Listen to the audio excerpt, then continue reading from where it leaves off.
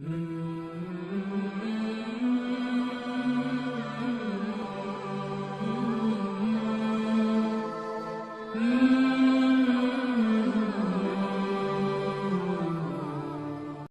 तरफ hate speech के नाम पर हमारे उलमा इकराम को गिरफ्तार किया जाता है। मौलाना सलमान, मुफ्ती सलमान अजहरी को यह कह के गिरफ्तार किया जाता है कि उन्होंने गुजरात में जाकर हेट स्पीच की। मैं महाराष्ट्र की सिंधे सरकार से पूछना चाहता हूं, अहमदनगर के अंदर जो कुछ हुआ, जिन लोगों ने हमारे नबी पाक की शान में गुस्ताखी की, आखिर तुमने उनके ऊपर कार्रवाई क्यों नहीं की? हम किसी को नहीं छेड़ते, हम किसी को नहीं छेड़ते, छेड़ने वालों को रोकते हैं, लेकिन बहुत ज्यादा अगर छेड़ोगे तो हमको भी छोड़ना नहीं पड़ेगा। महाराष्ट्र की हुकूमत से भी ये कहना चाहते हैं कि हम हिंदू, मुस्लिम, सिख, ईसाई का ताना बाना मजबूत करना चाहते हैं, लेकिन कुछ फिरका परस्त मुट्ठी भर लोग अगर इस ताना बाना को कमजोर करना चाहते हैं तो उनके ऊपर सख्ती से कार्रवाई होनी चाहिए, उनके ऊपर सख्ती से कार्रवाई होनी चाहिए।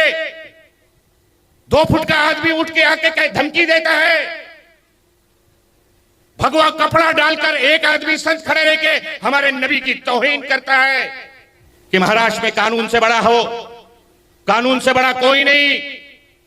और अगर कानून से बड़ा अगर अपने आप को कोई समझता है तो उसकी एक गलतफहमी है। 50-60 दिन रुक जाओ, ये जब सरकार बदलेगी ऐसे 2 फुटों को जेल के अंदर डालने का काम हमारी सरकार करेगी। मरकजी ईद मिलादुन नबी कमेटी के हमारे सभी ओहदेदार,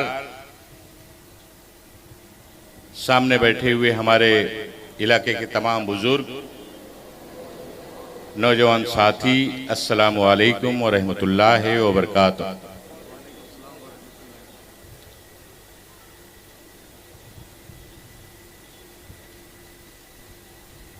आज का ये जलसा जुलूस हर साल की तरह,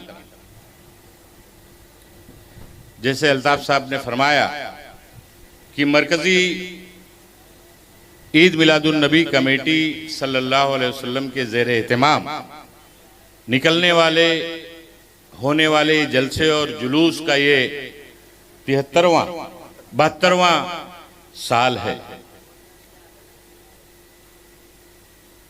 और जिनकी यौम विलादत पाक पर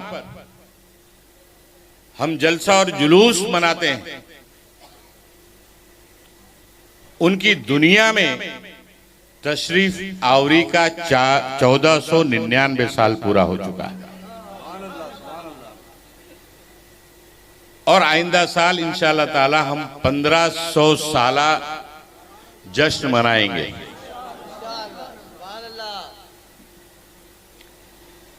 मरकजी ईद मिलादुन नबी कमेटी का मकसद हमेशा यही रहता है कि इस जलसे और जुलूस के जरिए नबी करीम सल्लल्लाहु अलैहि वसल्लम की सुन्नतों को आम किया जाए,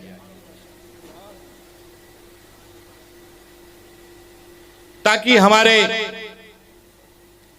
बुजुर्ग, नौजवान और उसी के साथ साथ हमवतन हमारे भाई और बहन भी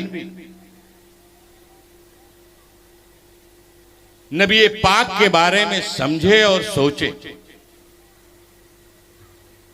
क्योंकि ये हमारे आका नबी करीम सल्लल्लाहु अलैहि वसल्लम दोनों आलम के लिए रहमत बन के आए। वमा अरसलनाका इल्ला रहमतल लिल आलमीन, ऐ नबी आपको दोनों आलम के लिए नबी रहमतुल लिल आलमीन बनाकर भेजा गया। मुस्लिमीन का लफ्ज नहीं आया, आलमीन का लफ्ज इसीलिए आया है कि हमारे आका नबी करीम सल्लल्लाहु अलैहि वसल्लम दोनों आलम के लिए रहमत बन के आए। और हम अपने आप को खुशकिस्मत समझते हैं कि हम नबी पाक के उम्मती हैं। उनकी उम्मत में हमारी पैदाइश हुई,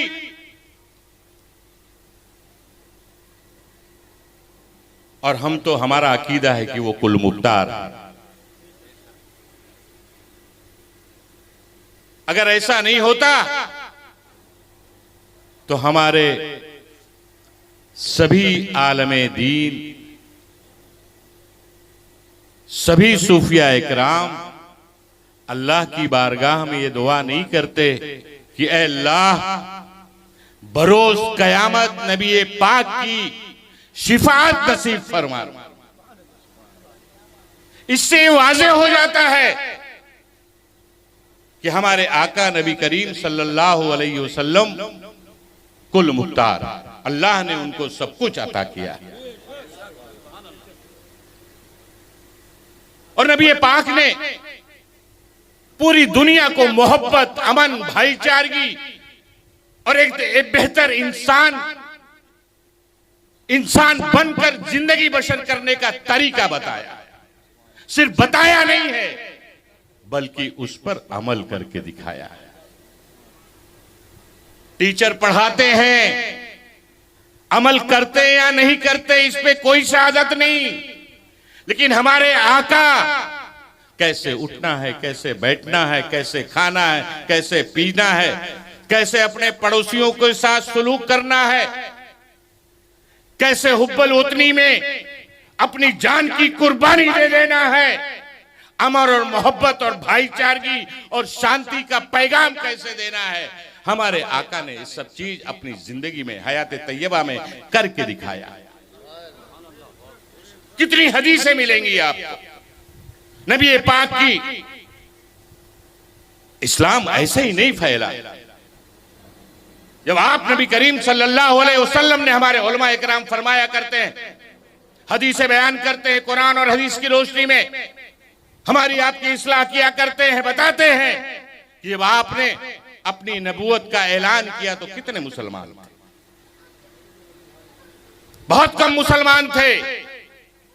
सरकार ने इस्लाम क्या है, इस्लाम का तौर और तरीका क्या है, इस्लाम का पैगाम क्या है, आपने पूरी जिंदगी में लोगों के सामने पेश करके दिखाया। और तब लोग देखते गए, सुनते गए, समझते गए, तब आप इस्लाम में लोग दाखिल होते चले गए। हमारा नबी कंकड़ियों को कलमा पढ़ाने वाला हमारा नबी, सूरज को पलटवाने वाला हमारा नबी, चांद के दो टुकड़े करने वाला हमारा नबी, पेड़ों को जलाने वाला हमारा नबी। अल्लाह ने सब कुछ अता किया। ऐ मुसलमान, ऐ मेरा भोला भाला नौजवान, मैं हमेशा ये कहता हूं कि नबी की सुन्नतों पर हम अमल करना शुरू करें। अपने वालिदैन का एहतराम, बड़ों की इज्जत, छोटों पे शफकत का हाथ, पड़ोसियों के साथ बर्ताव और सुलूक, उनके हुकूक, मुल्क में अमन और चैन और भाईचारगी और शांति का पैगाम, ये सारा देने की जिम्मेदारी हमारी है। कुछ नौजवान कहते हैं कि क्या सब हमारी जिम्मेदारी है? नसीम खान कहता है हमारी जिम्मेदारी है, क्योंकि हम उस नबी के मानने वाले हैं जिसने तमाम सारी चीजों का पैगाम हमें दिया। ये हमें करना है। हम तो अमन का पैगाम देना चाहते हैं, शांति बनाए रखना चाहते हैं। हिंदुस्तान की हिंदू, मुस्लिम, सिख, ईसाई एकता का जो ताना बाना है, हम उसको मजबूत करना चाहते हैं। लेकिन साथ साथ हम ये भी कहना चाहते हैं, महाराष्ट्र की हुकूमत से भी ये कहना चाहते हैं कि हम हिंदू, मुस्लिम, सिख, ईसाई का ताना बाना मजबूत करना चाहते हैं। लेकिन कुछ फिरका परस्त मुट्ठी भर लोग अगर इस ताना बाना को कमजोर करना चाहते हैं तो उनके ऊपर सख्ती से कार्रवाई होनी चाहिए। उनके ऊपर सख्ती से कार्रवाई होनी चाहिए। 2 फुट का आदमी उठ के आके धमकी देता है भगवा कपड़ा डालकर एक आदमी संत खड़े रह के हमारे नबी की तौहीन करता है। हम तो अपने नबी पाक की सुन्नतों पर अमल करते हुए भाईचारगी और अमन और शांति का पैगाम देते जा रहे हैं। लेकिन इसका मतलब ये नहीं होना चाहिए कि महाराष्ट्र में कानून से बड़ा हो, कानून से बड़ा कोई नहीं। और अगर कानून से बड़ा अगर अपने आप को कोई समझता है तो उसकी एक गलतफहमी है।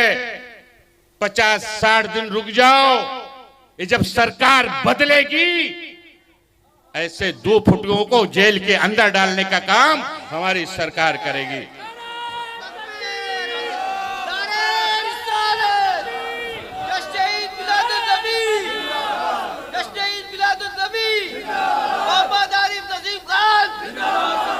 हमें मत छेड़ो, हम किसी को नहीं छेड़ते, हम किसी को नहीं छेड़ते, छेड़ने वालों को रोकते हैं।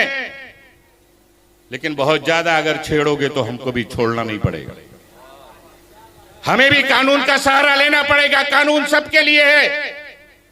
इस मुल्क का आईन, इस मुल्क का कानून, इस मुल्क का संविधान से बड़ा कोई नहीं हो सकता। चाहे मौलाना हो, मौलवी हो, महंत हो या 2 फुटिया हो, कोई नहीं हो सकता। सबके ऊपर कानून के मुताबिक कार्रवाई होनी चाहिए। ये नसीम खान का मुतालबा है, नसीम खान की मांग है कि होना चाहिए। एक तरफ हेट स्पीच के नाम पर हमारे उलमा इकराम को गिरफ्तार किया जाता है।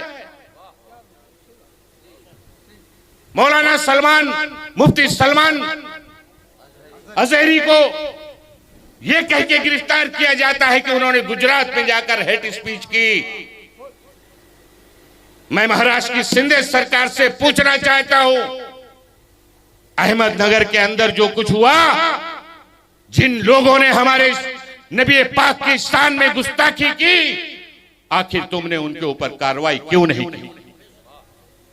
क्यों नहीं कार्रवाई की? अपीजमेंट की सियासत करना चाहते हो, तुष्टीकरण की राजनीति करना चाहते हो, और चाहते ये समझते हो कि ये करने से तुम हुकूमत में वापस आ जाओगे। तो भूल जाओ मियां शिंदे मियां, महाराष्ट्र का हिंदू और मुसलमान, सिख और ईसाई समझदार हो चुका है। जिस तरह से तुम्हारी जमानत 3 महीना पहले के लोकसभा में जब्त करने का काम करवाया है, वही काम महाराष्ट्र का हिंदू और मुसलमान, सिख और ईसाई मिलकर विधानसभा में तुमको निकालने का काम करेगा।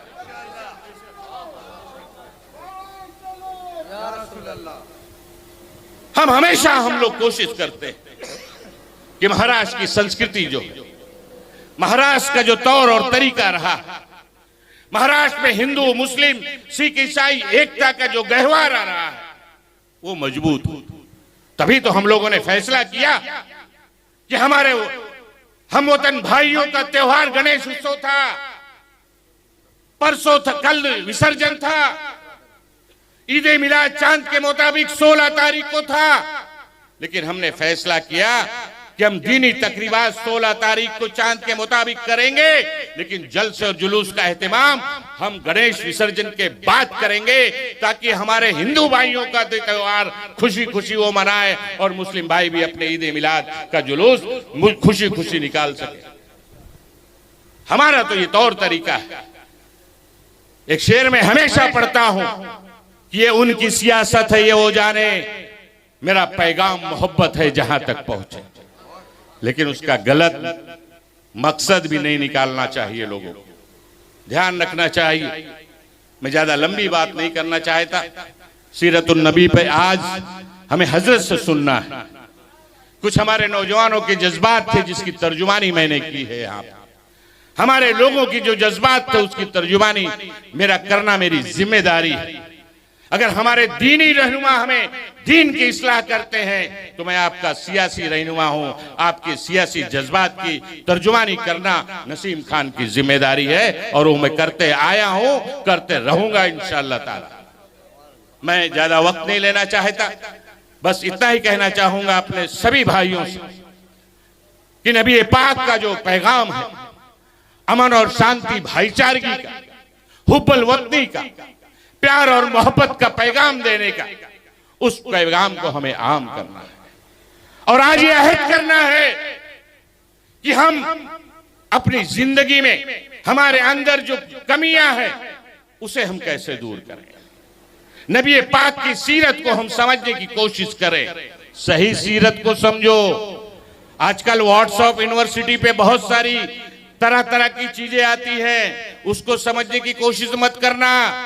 सही सीरत को समझो, नबी की सुन्नत पर अमल करो और अपनी जिंदगी में जो खराबियां हैं, जो कमियां हैं, खराबियों को निकाल फेंको, कमियों को भरो और एक बेहतर इंसान बनकर दिखाने का काम करो, ताकि देखने वाला कहने पे ये मजबूर हो जाए कि नबी करीम सल्लल्लाहु अलैहि वसल्लम का मानने वाला है, उनका उम्मती है, ये कहने पर लोग मजबूर हो जाए। ये पैगाम मैं आज आप सबको यहाँ से देना चाहता हूँ। मैं आप सबको जुलूस ईद मिलादुन नबी के मौके पर, जश्न ईद मिलादुन नबी सल्लल्लाहु अलैहि वसल्लम के मौके पर ढेर सारी मुबारकबाद पेश करता हूं और अपनी बात को यहीं खत्म करता हूं। शुक्रिया, खुदा हाफिज, जय हिंद, जय महाराष्ट्र।